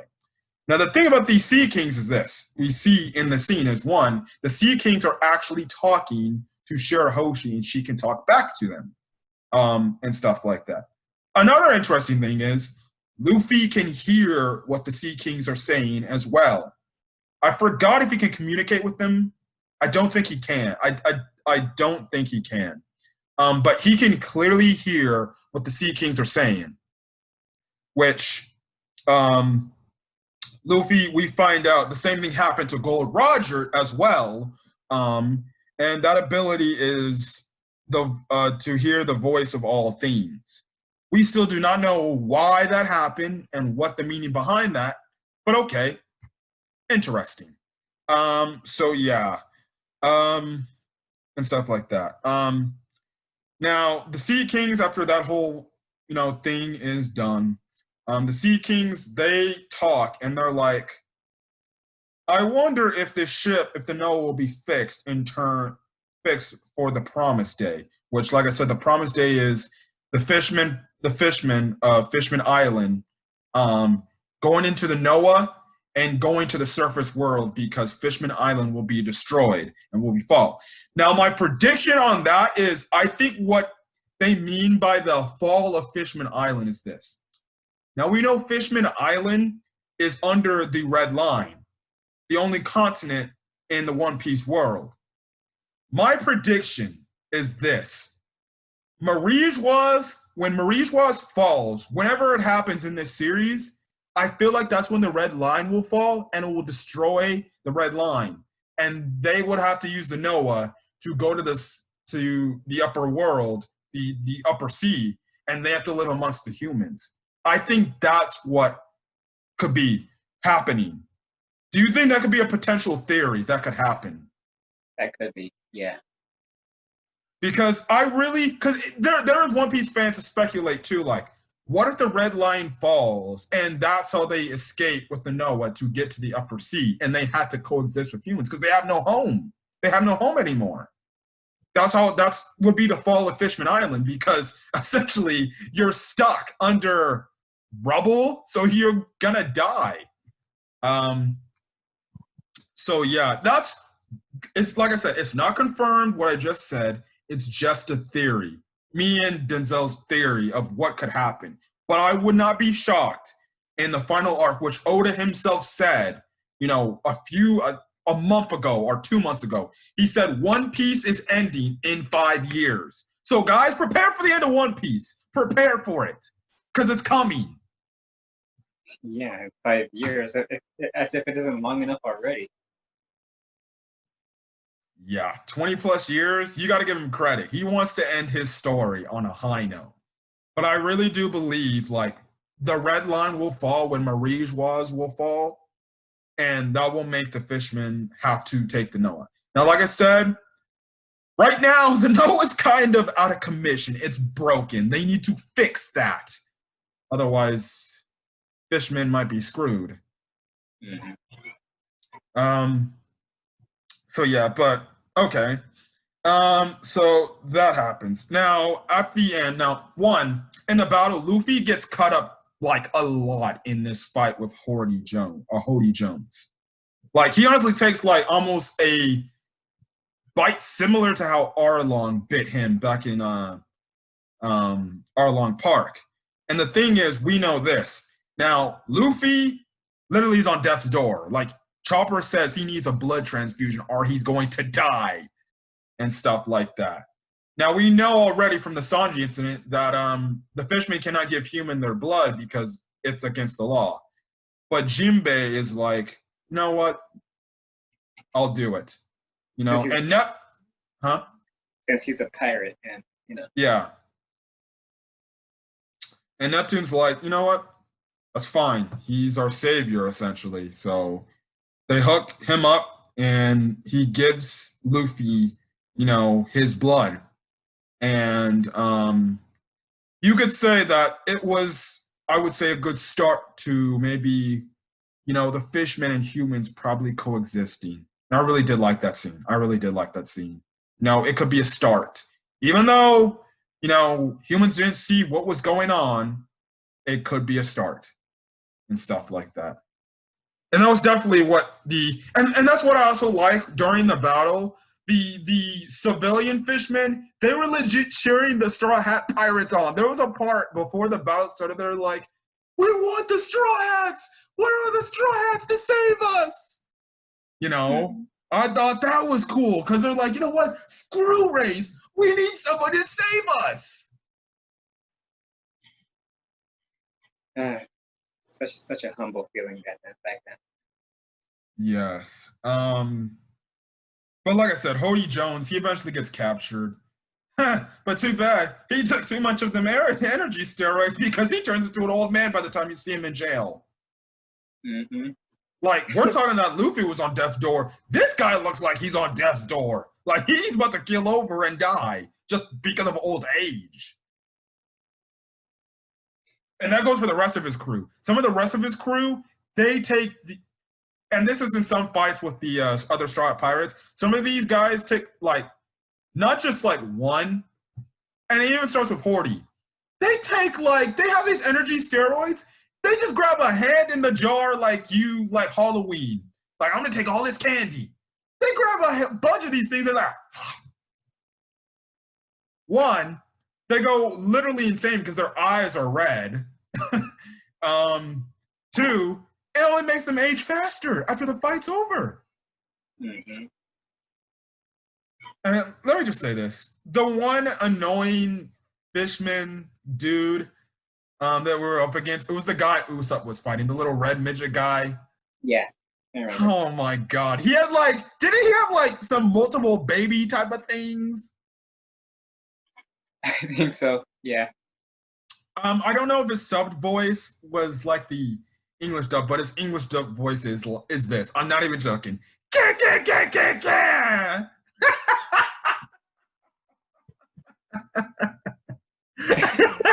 And bro, I have to send you a clip after this video is done of that guy. You'll be laughing. Please do. I gotta see this. Oh my god. I heard this guy's voice and I was like, this guy needs to shut up. Mm-hmm. If there's one thing I love about One Piece, it's just the reoccurring laugh theme they got going on. It's funny, man.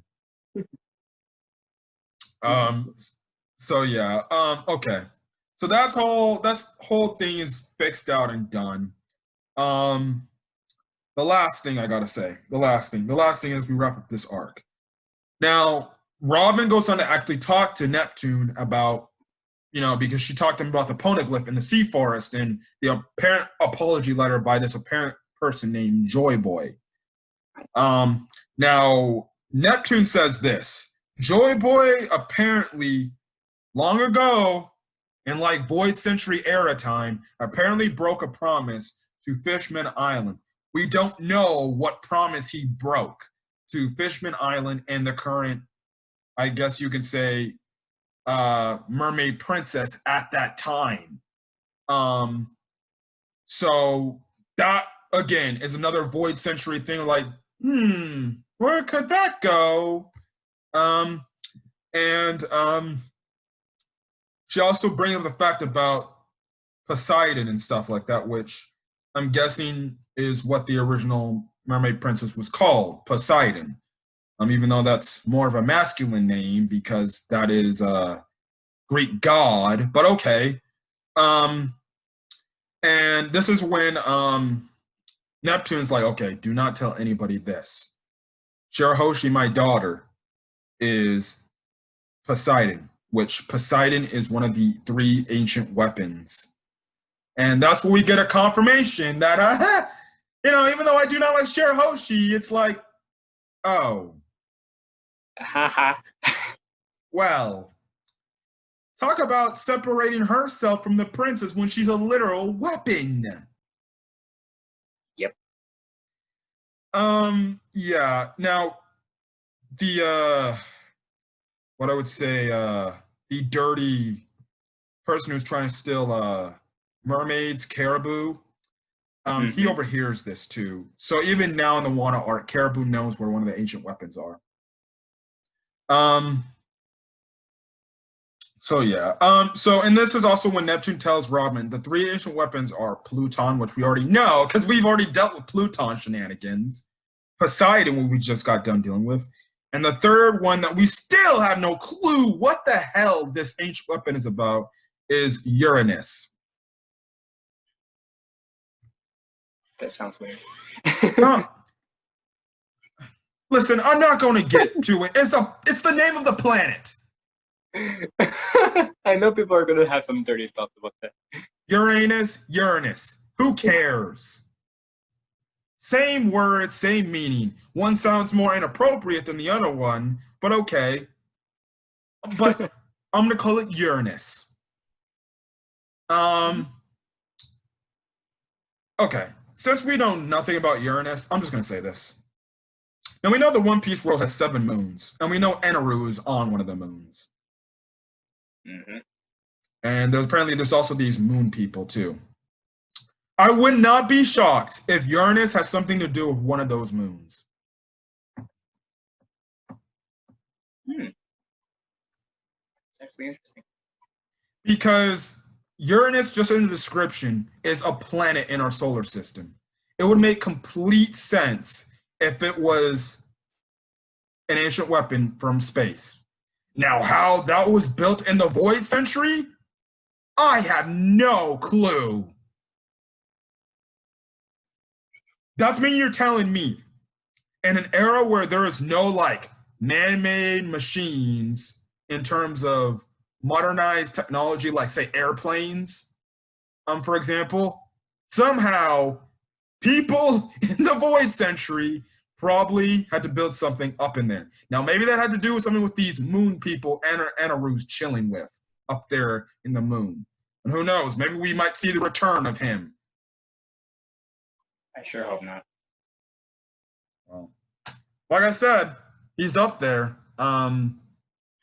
Maybe the moon people, in space, built, Uranus in the Void Century. And maybe one of those moon people came down to planet Earth, or the One Piece Earth, and I guess wrote poneglyphs about it. That's my only guess.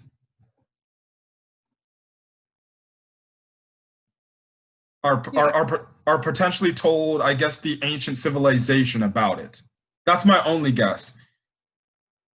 And, this series has been going on 20 years. And we slowly have been getting, ancient weapons. Alabasta was the introduction to Pluton, with a little bit of it in Ennis Lobby. Fishman Island, your introduction to Poseidon. Still, we do not know what Uranus is. And I cannot wait to find that out. That definitely is going to have some tie-in to the final arc of this series. Now, personally, if you'd ask me, I think all the ancient weapons are.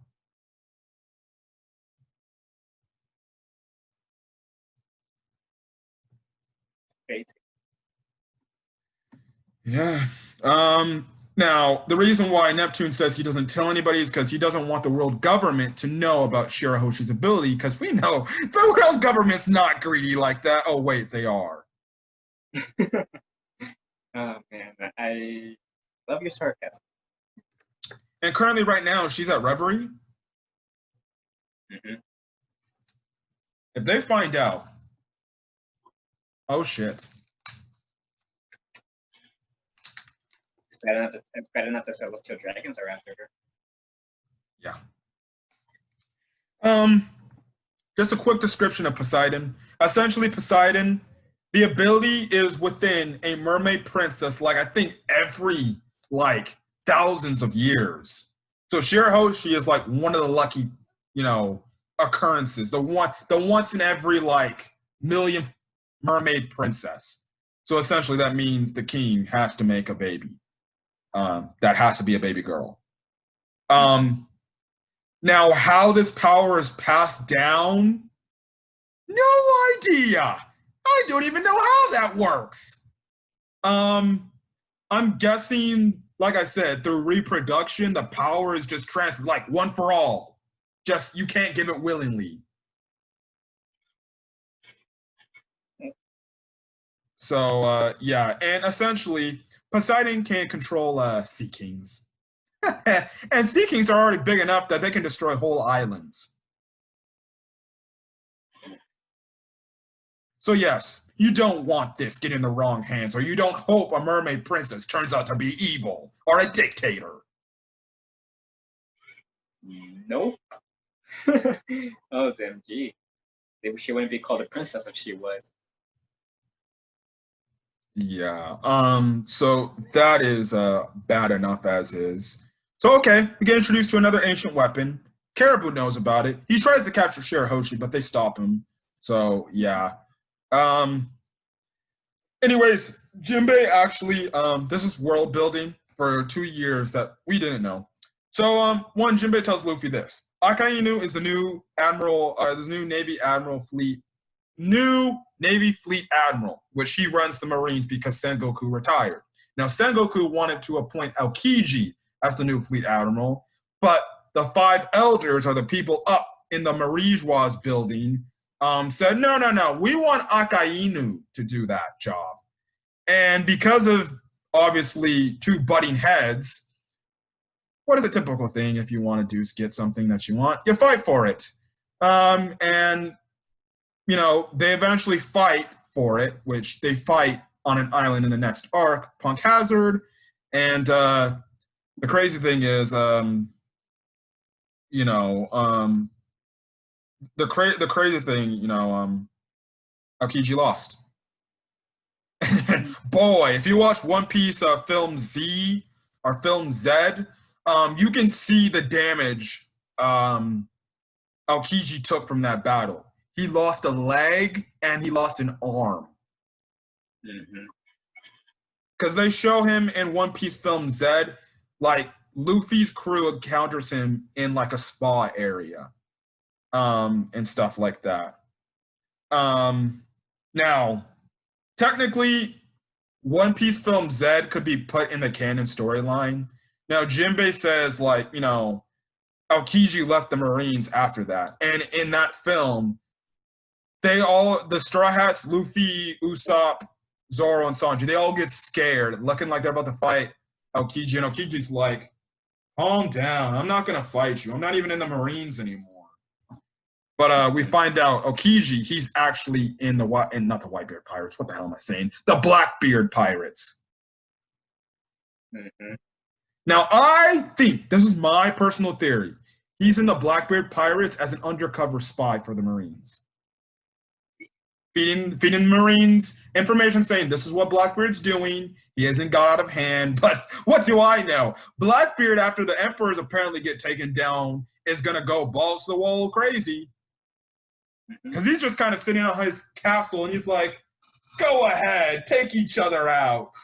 I'll just sit back, get near my side chick over here, and watch everybody destroy themselves. Jeez. Blackbeard is cunning. Look at that. You did see that episode where you had that one girl all over him? Yeah, I saw. Don't ask me why I would be... Okay. I don't know what would possess that girl to be all over Blackbeard like that, but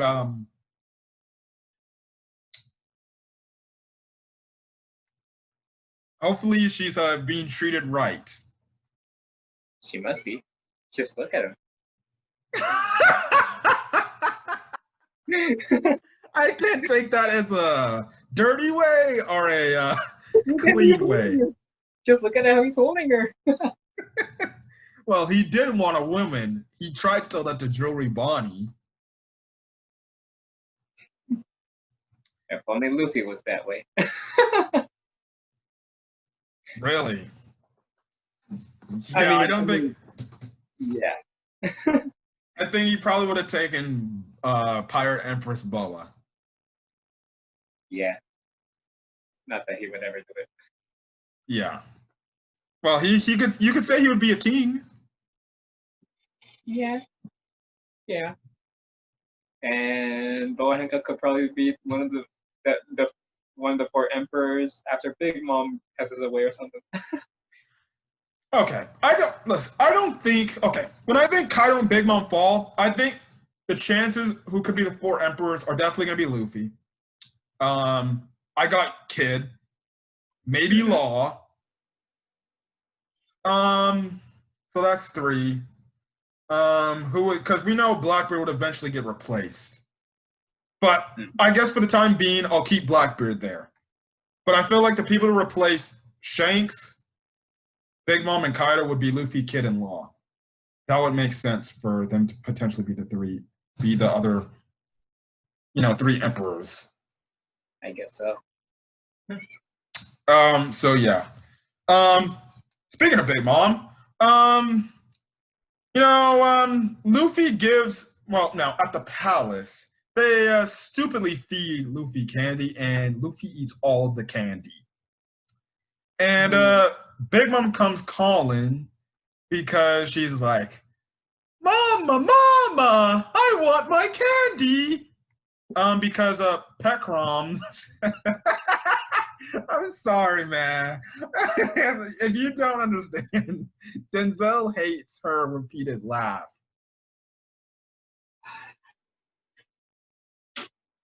And it's too bad. I need a drink of water after that. It's too bad that, guess what, you'll probably be hearing that next week or this upcoming Saturday. I'm already hearing it one too many times. What's 1,000 more?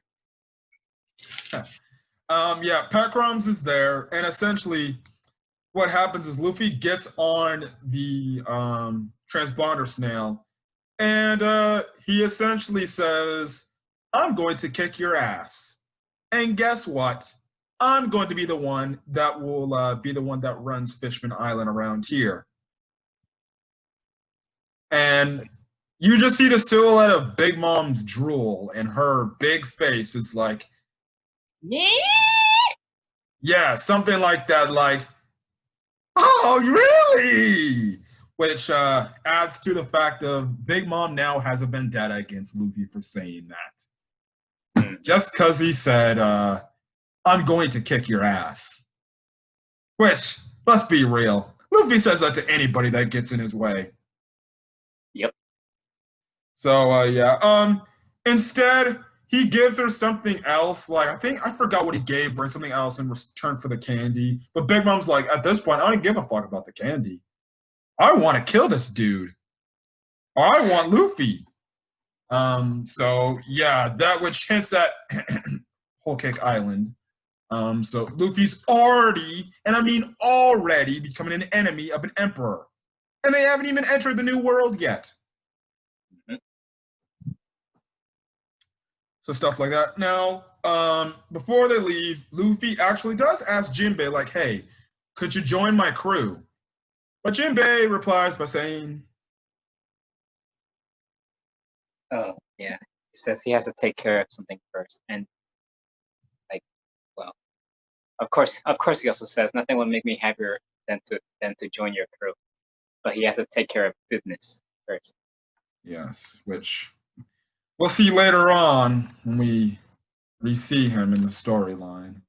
And essentially that's where they say their goodbyes. And yeah, they float up into the new world. And when they get into the new world, they are surrounded by these marine ships. And that's where we're going to stop there, because we'll pick it up next week for Punk Hazard. like I said, Fishman Island to me is meh. I like the foreshadowing of future events and certain things that were revealed here in terms of the lore and the backstory. The backstory was really probably one of the better backstories in One Piece, even though every backstory in One Piece is really good. But you know, to me, it's a meh. I think it's the weakest arc of the post time skip. That's my personal opinion. I think it's the weakest arc of the post time skip, and I think nobody can really disagree. Yeah, I already get my opinion. So if you guys want to disagree with me, that's fine. So yeah, Fishman Island. Fine. You know, it's an arc that shows the Straw Hat's strength of the past 2 years, of the 2 years they've been out of commission and stuff like that. But you know, like I said, I only really like the backstory, some little story points here and there, and then just the foreshadowing and lore and history of the One Piece world. Which, damn it, man! Every time I go on YouTube, I always want to look up something like, I want to know the backstory of the history of the One Piece world. I just want to know what happened. But like I said, we'll probably find all that information out in the final arc of One Piece, which apparently, like I said, what it says, you know, he's going to end it in 5 years. I think I might cry. 5 years. Well, does One Piece really need to be that long, honestly? Well, listen, when you think about it, the manga is a weekly, manga. They release 17 pages for a chapter. So, of course that's going to take up to 5 years. But, right now, it's getting close to the end of 2020, and we'll have 4 more years till the story is completed. And guessing he's really targeting for a end date of, 2025. And hey, the good thing about it is One Piece in the manga, like I said, I don't read the manga. They're about to hit chapter 1000. So that's definitely going to be a milestone. If that's not a milestone, I don't know what is. Like, legit, that's gotta be like, they're literally like The Simpsons. The longest weekly Shonen Jump manga. 1000 chapters. I'm sorry. That's a credit. That's something. If you can get a story to be 1000 chapters long, I don't know what that says. Yeah, I guess I can agree with that. Yeah. So, yeah. But anyways, we've been here long enough. We're gonna get out of here.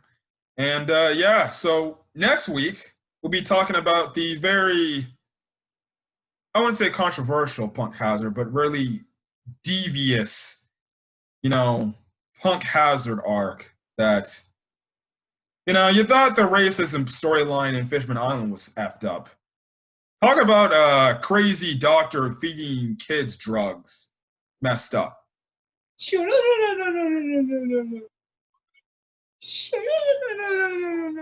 Yes. As well as this starts the kickoff to the storyline of the Wano arc, or the progress to get to the Wano arc. Next arc, I would say Fishman Island, definitely by the end, is a build-up to Whole Cake Island. Punk Hazard is a build-up to Dressrosa. While Dressrosa and Zoe combined are a build-up. No. Punk Hazard's a build-up to Dressrosa. Zoe is a build-up to Wano. Would you agree with everything I said there? Yeah. And that's the one thing that I will say. But the one thing before we get out of here, the one thing about the post time skip is this. Regardless, the moment they get to Punk Hazard, it's all tiny lead-ups to Wano. Like, legit. Every arc, once you get to Punk Hazard, is just one tiny, smidget of what leads up to Wano. Like, Wano essentially is the ultimate payoff for Punk Hazard, Dressrosa, and Zoe. Whole Cake Island, not much. Whole Cake Island and Reverie are kind of its own thing. But, you know, you got to commend him. You got to commend him. Oda's great. He's a great writer. He's a great writer. He just pulls rabbits out of his hats. I mean, Dragon Ball was that way. Oh, don't get me started. Now this video is going up Tuesday, probably Tuesday night or Tuesday evening. If you want to see my Dragon Ball Super manga chapter 56 review, let's just say that video was the rant of a century, and you do want to check that video out, because boy, oh boy, do I blow it and do I rant. That might be one of my better videos. So please check that out if you want to get my thoughts on Dragon Ball, if you are a Dragon Ball fan. But anyways, we're going to get out of here.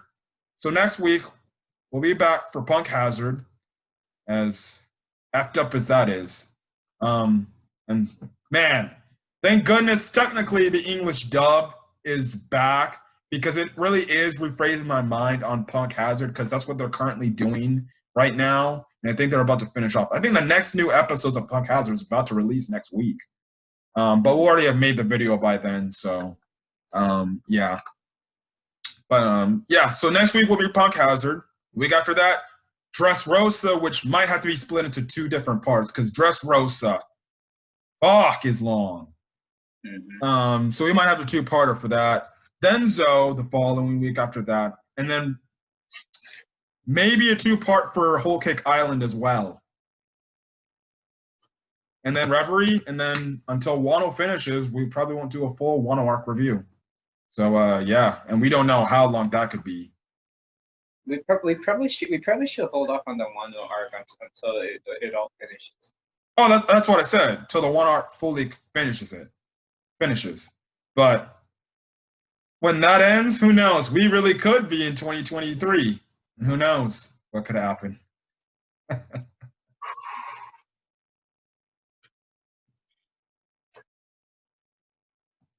Yes, what a ride. What a ride. All right. We're going to go out here. So this has been Camp 15. And the RedWolf. If you like the video, leave a like. Put in the comment section your thoughts on the Fishman Island arc. If there's things that you like about it, you not like it. Is this the least favorite Post Timeskip arc, or the least favorite Post Timeskip arc in your opinion?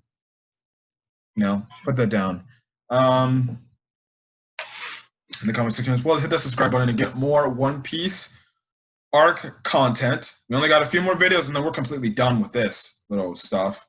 And then also hit that subscribe button, because I'll do One Piece anime episode reviews every week.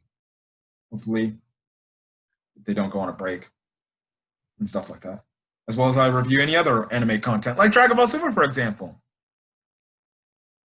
Other than that, guys, we're going to get out of here. Hopefully you guys have a great day or night, or whenever you're checking out this video. Till then, guys, peace.